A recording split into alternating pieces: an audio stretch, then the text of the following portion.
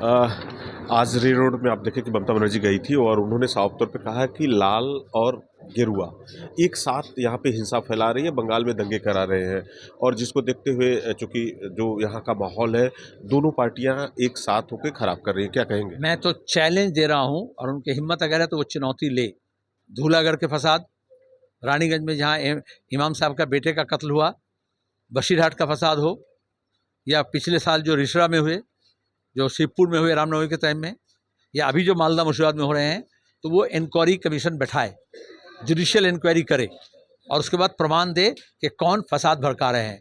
वो एक भी नहीं करेंगी, इसलिए जांच एक भी जांच कमेटी नहीं बनाई है, कमीशन नहीं बनाई है, क्योंकि उसमें बीजेपी और तृणमूल का जो तालमेल है फसाद के राजनीति का, वो पर्दाफाश हो जाएगा।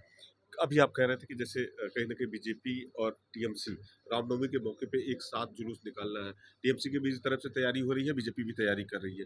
कैसे देखते हैं, क्योंकि लगातार शुभेंदु अधिकारी के पूरे कोलकाता में पोस्टर लग चुके हैं। शुभेंदु अधिकारी कौन है? वो भी तो तृणमूल ही है ना। अभी बीजेपी में गए, जुमा 8 दिन हुआ है, फिर वापस भी जा सकते हैं।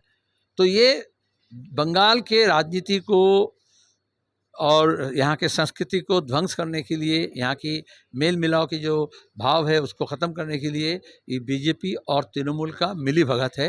और उसमें तृणमूल के नेता की हैसियत से जिस तरह से शुभेंदु की भागीदारी थी, उसी तरह से बीजेपी के नेता की हैसियत से भी वही भागीदारी है।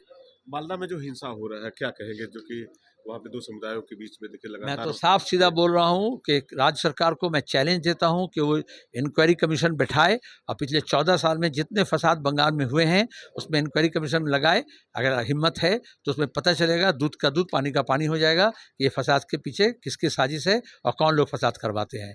लेकिन उनके भ्रष्टाचार के बारे में आरएसएस वाले कोई कार्रवाई नहीं करेंगे। बीजेपी सेंट्रल गवर्नमेंट और सांप्रदायिकता के खिलाफ ममता बनर्जी कोई कार्रवाई नहीं करेगी। ये उनका मिलीभगत है।